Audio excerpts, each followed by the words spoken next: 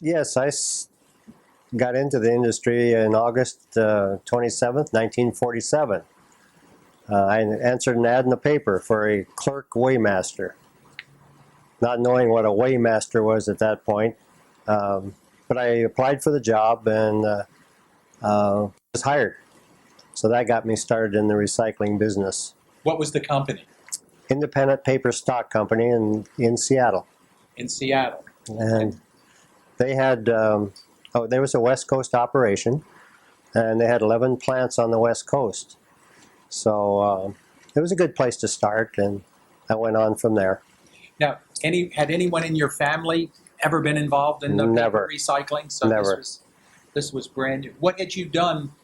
What had you been doing before you applied for that job? Well, I had gotten out of the service in 1946, World War II, and went to business college for a year or so, and then went to work for the Veterans Administration in the insurance department.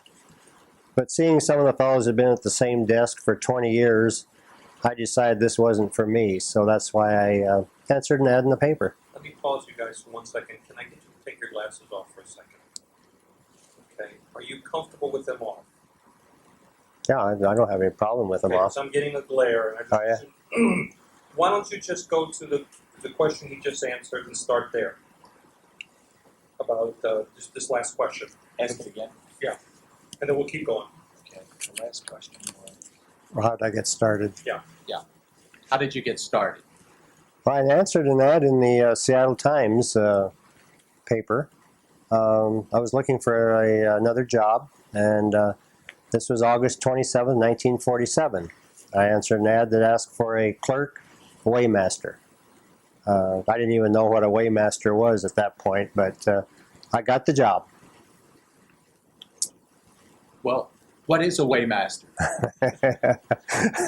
Well, he's a scale person. He weighs in the trucks, and at that time it was the old scale with a balancing beam, and you weighed the truck, and then you took and imprinted a ticket.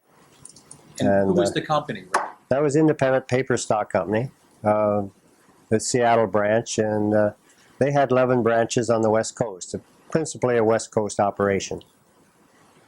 Now, how long were you a weighmaster, and then what did you do? Well, I was up till 1951, and then I was made plant manager of the plant in Tacoma, Washington. Ah. It was a new plant that had just been built, and I took over that operation. Now, what did they do in that plant? It was basically just a paper processing. We call them paper stock plants in those days, not recycling. And we received mixed paper, a lot of it from commercial stores, and it was put on a belt and ran across a series of belts, and it was sorted. Cardboard was sorted out. The rest of the paper was considered mixed paper and was baled separately. So really there were only two grades coming across the belt. Cardboard or corrugated and the mixed paper. And you were baling. Were you baling both? We were baling with an old 72-inch economy baler, pit baler, the upstroke baler. And Tell us a little bit about how that worked.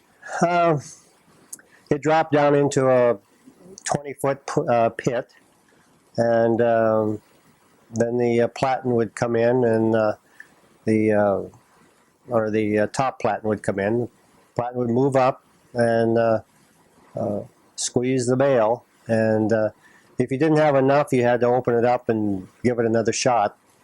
How did the paper get in? Did people push it in, or did you use some kind of piece of equipment? No, it was coming from a conveyor, on top, yes. And so there wasn't any pushing done. The trucks dumped it onto the original receiving conveyor, and then it went across the sorting conveyor up to a high level area, and then dropped down into the pit baler. Was safety a big concern then? Not really. There wasn't much to really be aware of. The course, anytime you have a baler, you have to be careful with your hands and so forth. But putting through a bale wire, you had to make sure the fellow on the other side didn't poke his eye out. But other than that, there wasn't a lot of safety factors. Thinking back over your years in the industry, which are 50 years. You started in 50 plus, yeah. 51 this year, 51 years. What could you single out some particular events that you think were particularly exciting or interesting, significant to you over that 51-year career? Well, it's been a fun time. I moved just often enough and changed jobs often enough that it created something new each time. But it's always been fun to go to work, and there's always something changing. And the whole industry has changed considerably. It's when it first started out, everything was sorted, run across sorting belts, and they had people sorting the different grades. And then in the 60s, we went to source separation, where we tried to get the customer to do the sorting and purchased it that way. Now we're back to sorting lines again. How did the customers do as far as sorting? They did very well. A lot of the grocery chains put in compactors, and occasionally you had to get on them about plastic. But they generally did a pretty fair job. Why then do you think it changed from them separating it to coming back to the belts, to the lines again? Well, because commingling. A lot of the companies that were in the, particularly the waste haulers, went to commingling. And so they did that, so then the rest of the paper stock firms had to more or less go to sort systems. You mentioned the upstroke baler and the use of conveyors. Has there been a big change in the kinds of equipment that are used in processing scrap paper? Well, of course, in the 70s, the 2-ram baler came into play. And that's been a great boon to the paper recycling industry, making a uniform bale and uniform weights. And so that was a real significant change, I believe. Conveyors, of course, haven't changed that much, other than we used to have the old metal receiving belts. And now, of course, they're back to a rubber or a vinyl, or they've got some nylon, I guess it would be. Some real heavy duty, and they're as strong as the old steel conveyors. When you became the plant manager, were you responsible for the buying and selling of the Oh, yes. scrap paper as well? The buying, the selling, the total operation. The total operation. Right. And in fact, in the 50s, when there was a pretty poor market, I was the only one at the plant.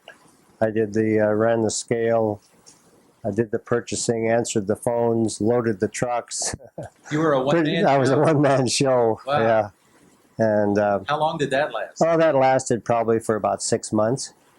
And this was during a time when there just weren't any markets. And in fact, the corrugated market at that particular time, I remember buying from the Heidelberg Brewery up in Tacoma. Had a contract for $3 per ton for corrugated. And in order to keep the contract, I had my warehouse filled up, the outside yard filled up, and I had to haul it to the landfill and still pay $3 and pay the hauling. So, but I kept the account. Was that the worst market you'd ever seen? That was the worst time. Yes, that was about 1958, I believe. Let me pause you here a second. I want to come in a little closer, Ray. Okay. Can you know that thing where you talked about doing everything? Yeah. I'm going to come in a little closer And if you could start that statement and talk about that through that whole statement. Talk about that. I'm coming closer. It's going to be a good effect. Okay, where did I start? During the times where you were the one-man operation of Bad markets. Yeah. Well, during around 1958, there was a real bad market, and I was the total operation. I answered the phones, weighed the trucks, did the sorting, loaded the trucks out, and operated the whole plant by myself. The one-man show. One-man show. And how long did that last? That lasted for about 6 months, and that was a real bad time as far as the markets. We were buying corrugated from the Heidelberg Brewery. It was a contract, and I was paying them $3 per ton. And in order to keep the contract, I had to take and haul it to the landfill. My warehouse was filled up, my outside yard was filled, but I kept the contract. And what would corrugated be going for today? In purchasing bale corrugated, it'd be around $40 per ton. So $3 to $40. Right. Wow, big change. Can we do? Why don't you make a statement that I was paying in 19 whatever I was paying $3 a ton, and today I'm getting X. Can we do that Yeah, go ahead. on price? Yes, it's historical. That's historical. Okay. Yeah, we were paying $3 a ton for baled corrugated back in the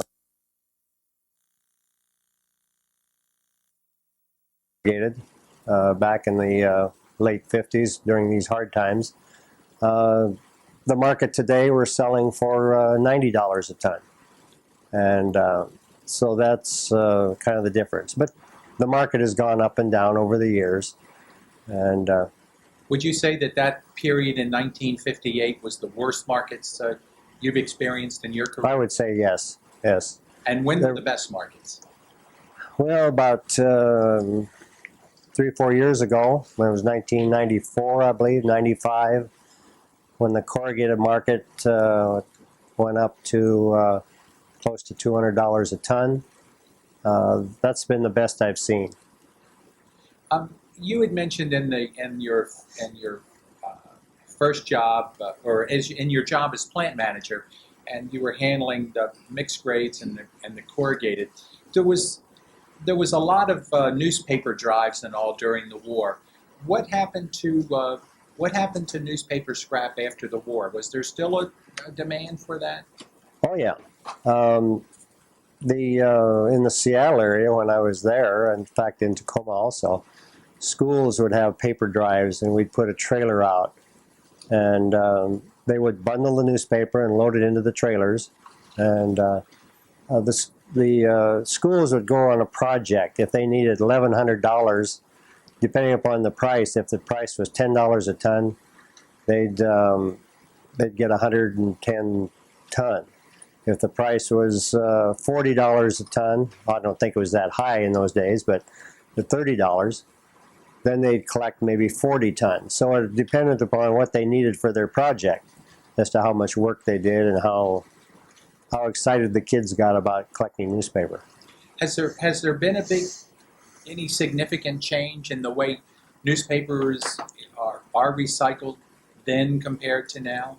Yes, in those days it was mainly organizations, schools, churches, Boy Scouts did the newspaper drives. It was all bundled, had to be bundled because that's the way it went to the mills. Later years we started baling newspaper. Today most newspaper for the mills that we supply, they want it loose and in trailers that they dump out at the mill. They use a dumper to dump out these trailers. Why do they want it loose, do you think? Mainly because they run it through their system, and depends on which mill. But when it's loose, it goes right into the beater, and there's no storage. There's labor saving. being on the West Coast, did you get involved in any export markets for scrap paper? The first export market that we experienced was in the 1950s in the Portland area. We were exporting 100-pound bales of newspaper, and we used a small baler. It was made probably from an old barber's chair. It was a hydraulic cylinder, and you'd stack the newspaper in there and crank up the cylinder and make a 100-pound bale and tie it with wire. And that was the first export that I experienced, as well as tab cards. Tabulating cards were big in those days. Where was the paper going? It was going to Japan. To Japan. That was the only market. The only market.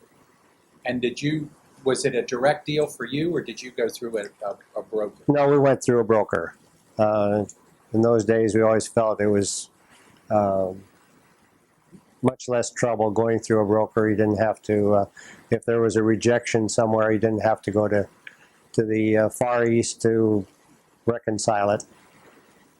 So even today, we deal mainly with the broker just for that reason. Has there been much change in the way paper is exported during your career? Well, in those days also, with the 100-pound bales, you had to put them on a cargo pallet for the steamship companies. And you stacked it on the cargo board, and then there was break bulk, what they call break bulk loading into the ships. Of course, today everything is containers, and it's a much easier operation. We had a lot of broken bales, and the longshoremen weren't too agile at picking up bales, and they were not too careful, and they would knock them off the cargo board in loading them, and so we had a lot of damaged paper that we would have to go pick up. The bales today are generally, there's automatic wire tie equipment on the balers. Oh yeah. And in those earlier times, was the wire done by hand? It was what we called a bale tie. There were different lengths, and they had a loop on one end, and you put the wire around the bale, tied it off, and so it was all done by hand. All done. Have you seen much change in the brokerage function in the scrap paper business over the years? There's always, ever since I've been in it, there's been a brokerage. It was very limited years ago, mainly from container box plants that had excess clippings from making the boxes, and so that was the main brokerage in those days. Today, of course, you broker everything directly from the customer to the mill, and so there's a lot more brokerage today. Do the consumers of scrap paper, the mills and whatnot, has there ever been much of an effort on their part to integrate backwards into the scrap paper business, as we've seen in some of the steel mills, for example, getting into the scrap business with shredders? Has that been something that's ever taken off at all in the paper industry? Yes, there's been some mills that have gone into the recycling plants, processing plants. I can name a few. Smurfit, Jefferson Smurfit for one. That's a mill. They have mills, and they also have their recycling division. And there's some of the other larger mills that have purchased paper plants and to guarantee their supply. Do you think, is that something that will continue, or it just happens occasionally to meet a particular need? I would say it's probably something that happens occasionally. Some of the mills, that's the way they like to do it. Other mills would rather buy from brokers, and they rely on them to supply for the supply. Are there as many companies in the scrape in this?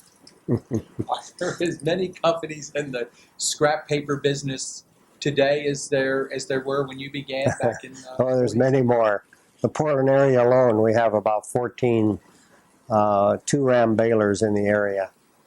Back in when I first came to Portland in 1967, Independent Paper was the main paper recycling plant. There was one other missile bag who used to buy some newspaper, and that was it. That was our competition. So we pretty much had the market cornered, and it was pretty much that way on the whole West Coast. So the number of companies has expanded. Do you expect that to continue? Well, it seems like in our particular area, there's always a new one on around the block, and but we're getting pretty well saturated in our area, and I would think there's not too many more that are going to come in. Are you seeing any consolidation or mergers or acquisition for companies to get larger? Well, that's been going on, of course, and it just happened again the other day with USA Waste and Waste Management coming together, and that's a big merger. And I would anticipate there'll be more mergers. There's not too many little individual independents around anymore. What do you see as the future in the scrap paper industry? Well, there's definitely a future for the paper scrap business. We're always going to need fiber. At different times, there's shortages of fiber worldwide, and so I think there's a definite market there, and we're going to be around for a while. The government is requiring a certain percentage of recycled paper to be used, and that's going to continue. And so I expect it to be a great market.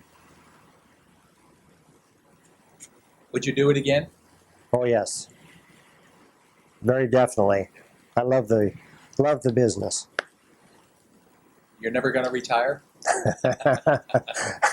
Well, I'm supposedly semi-retired right now, but I'm still at work every day, and we just took on another facility that I'm responsible for. So, besides, my wife doesn't want me to retire. I'd interrupt her schedule. When did you first become involved with the paper stock industry organization? The old Paper Stock Institute. I had gone to several of the meetings in the Pacific Northwest when they had their summer outings. I was invited. Independent Paper Stock was a member of the old NARI, and I was invited to several of the outings with golf. However, I joined in 1980 when I set up the Easy Recycling business. I just at that point decided that we should be in the Paper Stock Institute, and so we joined at that point. And my first convention was 1981, and it was down in Scottsdale, and so I've been going ever since. Do you think the association provides a good function for the industry? Oh, I definitely do. It has, now that we've become a part of ISRI, we have so many more services available to us, and it's just, I think every business should be a member, because you have the Washington, D.C. Association there. They're able to take and contact our governmental agencies, our senators, and keep us in tune with what's going on. Just thinking back over your career, Ray, you think of stories, interesting things that might have happened that are kind of unusual or different that you might want to share with us? Well, The only right off the top I can think of something that happened in the old independent paper stock plant in Portland. A fellow came in one day with newspaper in the trunk of his car, and his wife was in the car with him, and so he weighed in, and then he went around the other side of the building, unloaded the newspaper, and had his wife get out, and she wasn't in the car when they came back on, so he got double pay that day. But we figured that out real quick. So is that something he tried on a regular basis? That was the first time that I know about it. He may have used that before. Ray, I'm going to do that on a close up.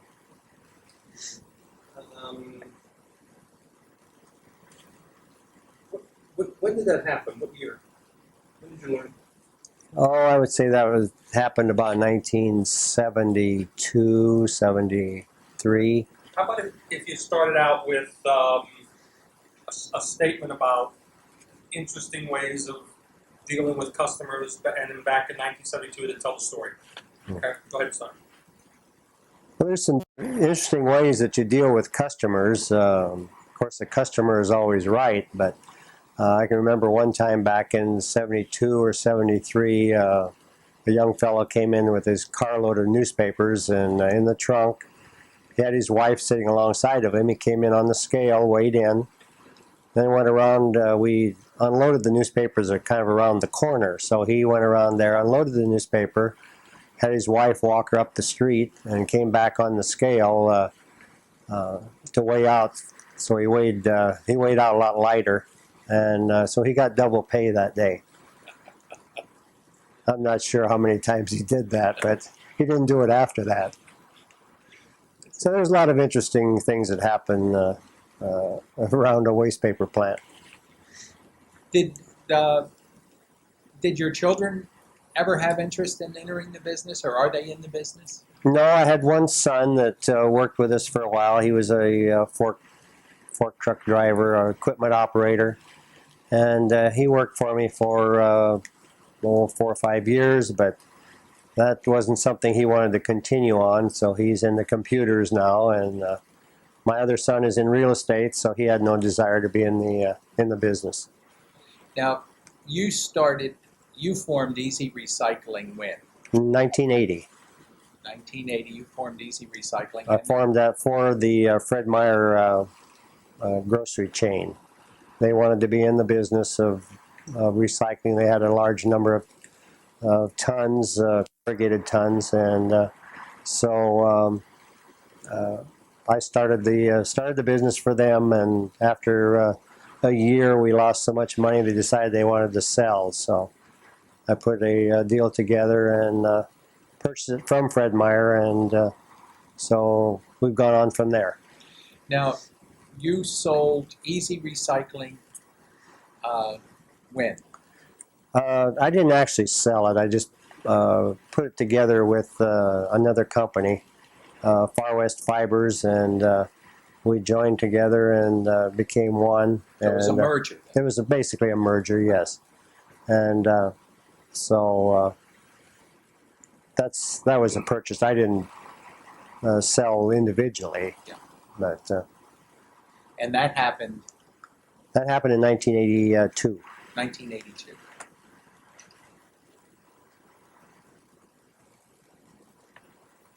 Other things you can think of you'd like to share with us? Well, I was just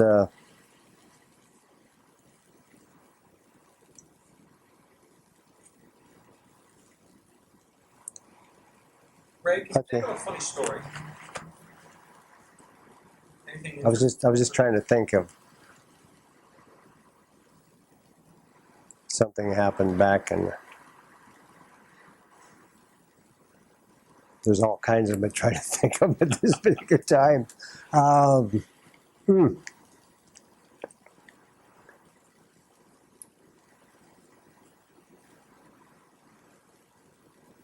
drawing a blank. Any tragedies that have happened over the years? No, tried to stay away from tragedies. In fact, we never had a fire. Knock on wood.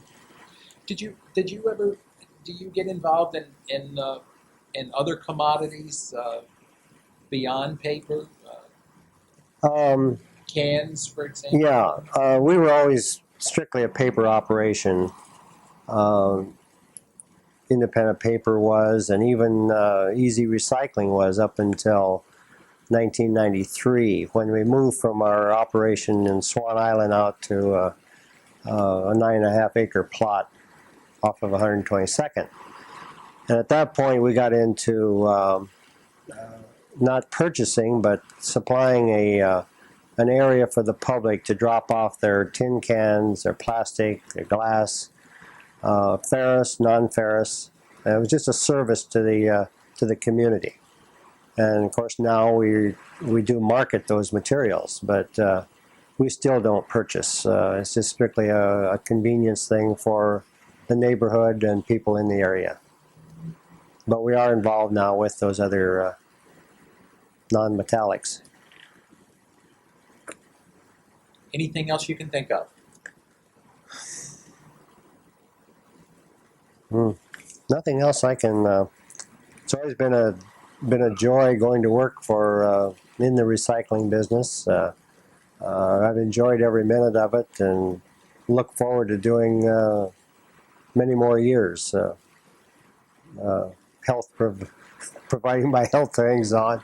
You'll, as soon as the convention is over, you'll take over the reins as president of the Paper Stock Industries chapter. Correct. And that's a 2-year commitment. That's right. What do you see happening over those 2 years? What particular goals do you have? We want to concentrate on new members.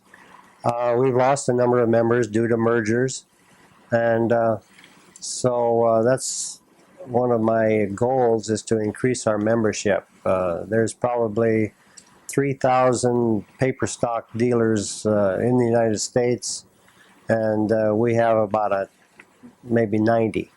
So there's a large area that we want to work on. Plus, there's a lot of the ISRI members handle paper now, and they do not belong to the Paper Stock Industries chapter. So we think there's a real benefit for them to become a member. So those are the areas that we'd like to target, or I want to target. Before you go, Ray, for about a minute, give an overview of your career from the heart. Tell me about the ups and downs. Just Well, my career in the paper stock business, there's been ups and downs. There's been times when I've been discouraged in the old company about moving on to a different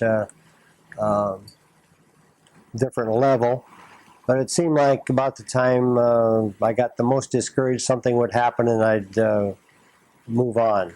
And becoming manager in Tacoma was a breakthrough for me. And then becoming manager of the independent down in Portland. Then as a buyer of the Northwest, covering Oregon, Washington, Idaho. And then moving on to the Bay Area as a regional manager.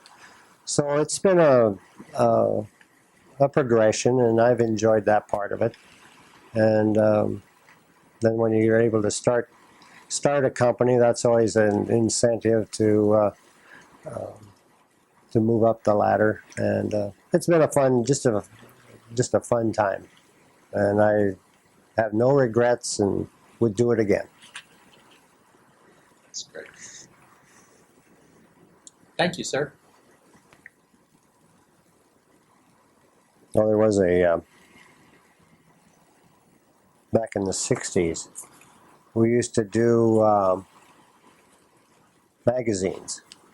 They had what they called the #1 magazine and #2 magazine. #1 magazine were your Life, Look, Collier's, and we had people bundling magazines. and selling those as number one, and it was a replacement for pulp. And that was a large market. In the 1960s, that market fell out altogether. So magazines haven't been recycled up until just recently. Now there is a magazine market again for all types of magazines.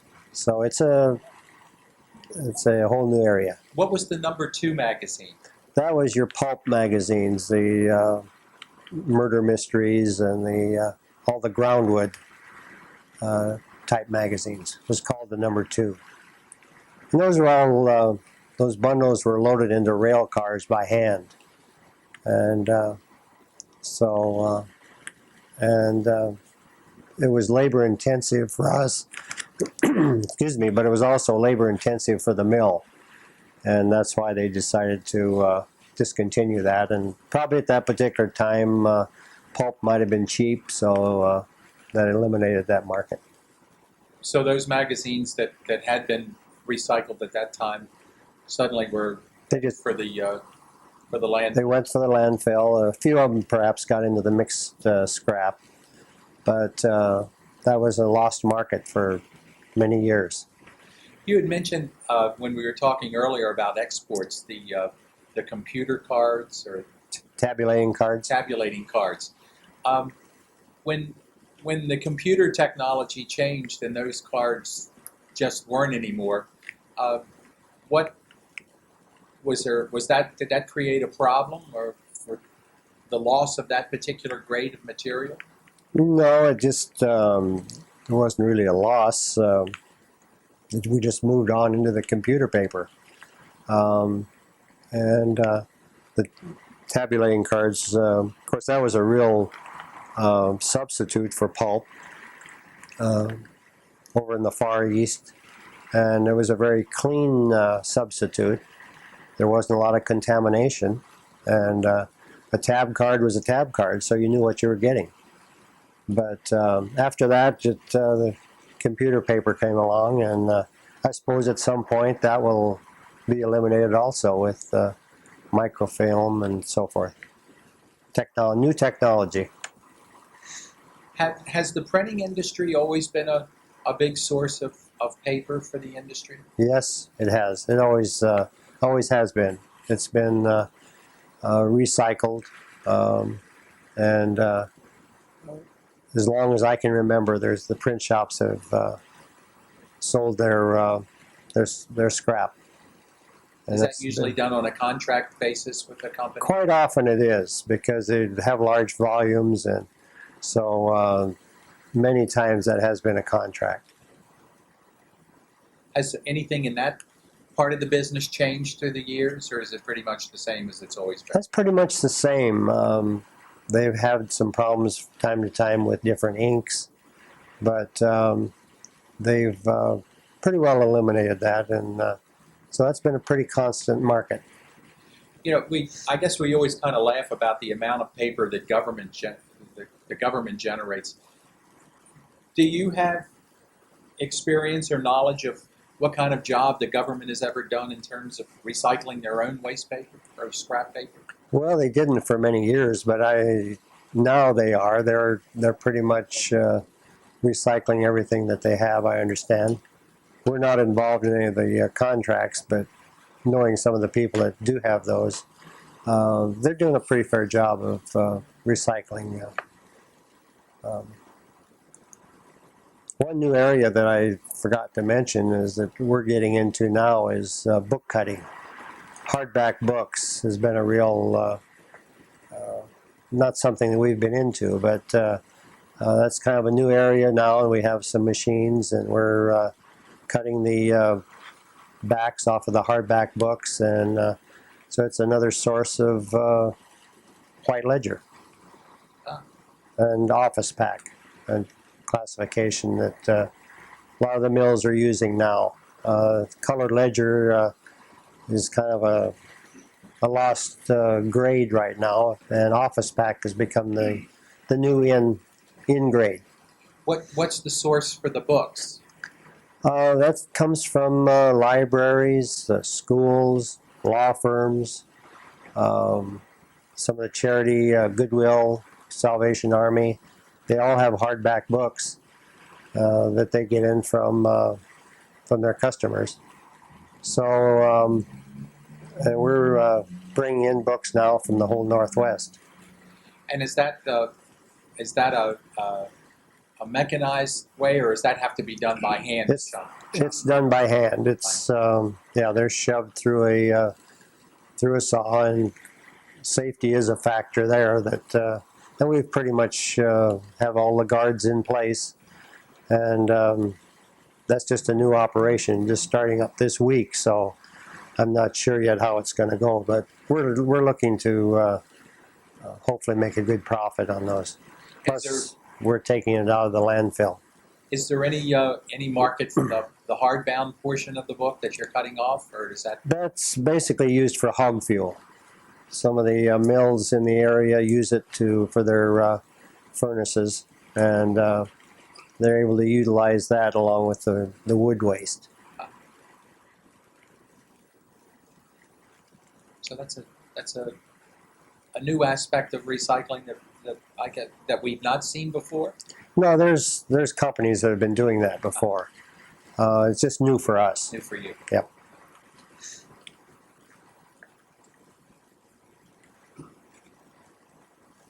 Anything else you can think of? No, I think that's. I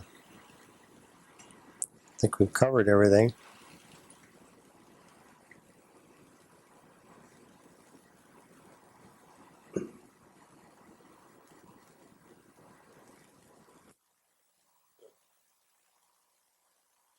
Oh, well, in my 50 years of recycling, there's been a number of funny stories, but I think the best one was one day a fellow drove in with his car, newspapers in the back seat, drove in on the scale, and the weighmaster weighed him. He backed out, went around to the other side of the building where he was supposed to dump the newspapers, and he unloaded the newspaper, but also opened up the trunk, and out popped his either girlfriend or his wife. She was all dressed with nylons, high heels. She jumped out and went up the street. Then he came back on the scale and weighed out. So he got an extra 120 pounds, probably a payment for newspapers. So I don't know how many times he did that, but we did catch him on that one. He never came back.